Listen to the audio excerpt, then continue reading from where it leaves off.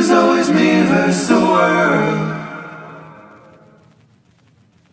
until I found it's me versus me. Why?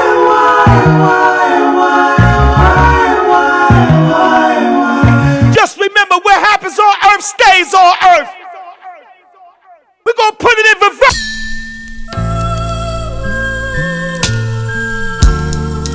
Darling, I told you many times, and now I'm telling you once again, just to remind you, sweetheart, that my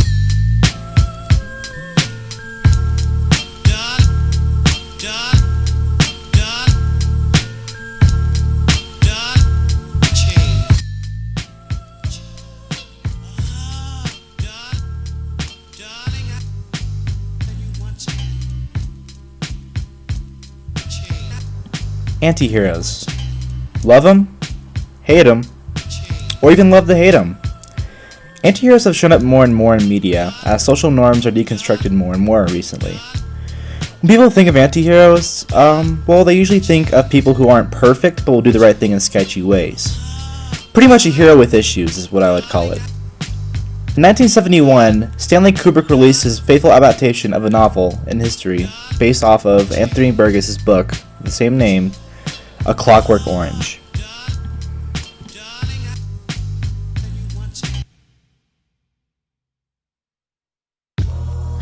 So the story follows the leader of a gang in a nightmarish futuristic London as he causes terror and eventually is put into a system that only punishes him without a chance for rehabilitation. Now, a lot of people consider Alex, our leader, to be a villain for all of his actions, but what if he's really not? What if he was pushed so hard by society and then punished for those actions to the point where he could not conform? What if he was pushed so hard by society to change him and then punished for these actions that he could not? What if society is the real villain here and Alex just another victim of the system? Well, let's talk about that.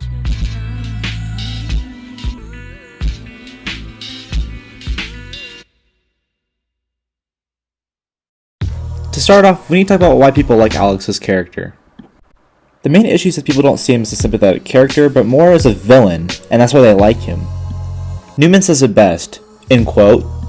However, one need not to agree with Newman and Levine's perspective, and to tie this notion such as class, nor to see it as a strategy intended to distinguish between those trained to recognize such complex character creations, and those who are not.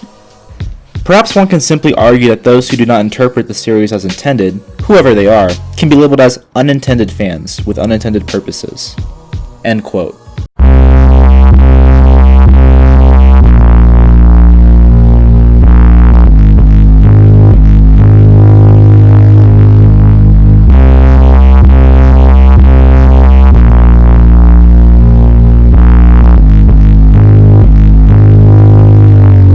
So this quote pretty much tells us that people can like characters for false motives and their evil ways, rather than being good people, or not even being the real villain here.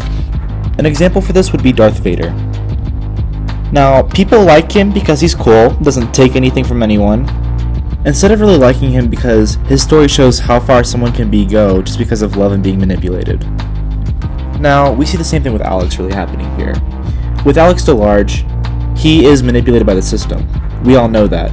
We see it in the movie. We see Alex be manipulated not only by the system but by his friends and people that he's wronged in the past.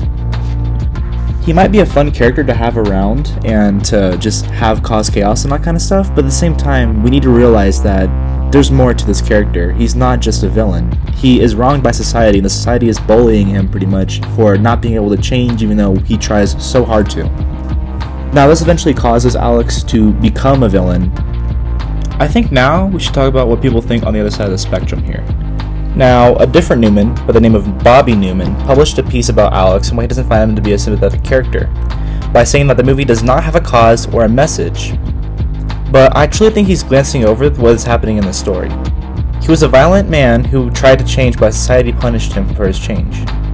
When we see Alex for the first time in the milk bar, he has this presence to him. He's a really powerful man, and we could tell that by the way he stares at people, the way he treats his droogs, and the way he acts.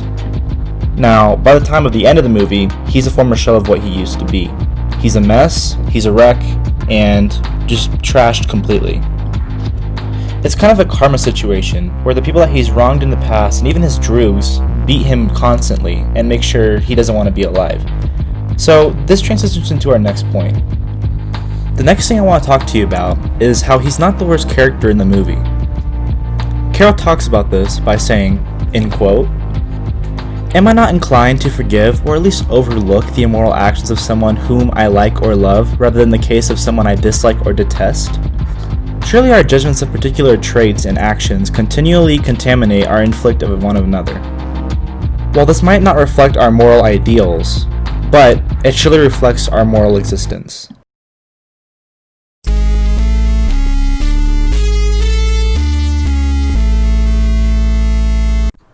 Now, Alex is not the best character, but he is not the worst.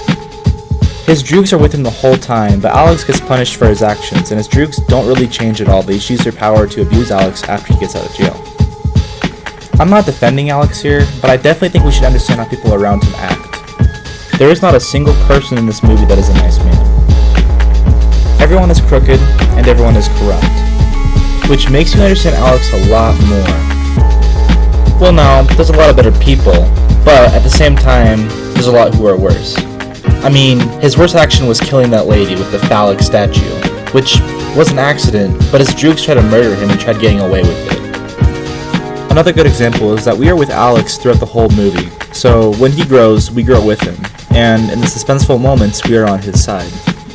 Another quote from Carol states, in quote, "The audience worries because the success of an immoral action, immoral even in the terms of the film's point of view, is imperiled." End quote. Now, Alex is put through many suspenseful scenes throughout the movie. One that comes to mind is when he enters the house of the person who he has beat before. We do not want him to be caught, or him to be hurt.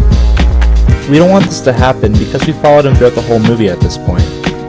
Now, we can also see the same thing happening with initial reactions of the film. Peter Kramer reported, "Even beyond such play acting, strong central emotion responses, not just sex and violent scenes, play a role in the wide range of letters. Some correspondents merely highlight the fact that they found the film to be aesthetically pleasing. Interestingly, whereas the first of these correspondents found the film to be a meaningful experience, the second wrote, 'I hated it.' He was really confused, probably because of the dialogue, which is really hard to follow. He concluded and said, 'I really got a laugh at the end. Maybe I will see the film again.' This shows us that people at the time of the movie releasing were thinking like Alex and seeing the art of the experience with the violence.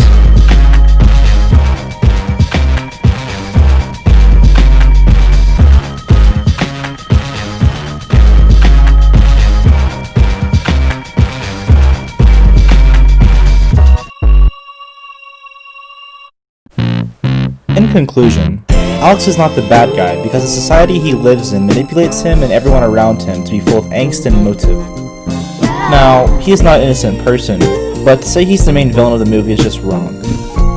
While he does some tedious and appalling acts, there's no way he's the villain in an over-sexualized and over-glorified world. Everyone exists in this world to sin and do bad, and no one is really exempt from it. Alex was put at his worst possible spot at the wrong time, and he was punished for it. I want to leave you off with a question. If you did some awful acts and tried to change, but you couldn't because people saw you the way that you used to be, would you not go back to the way that you were? Thank you.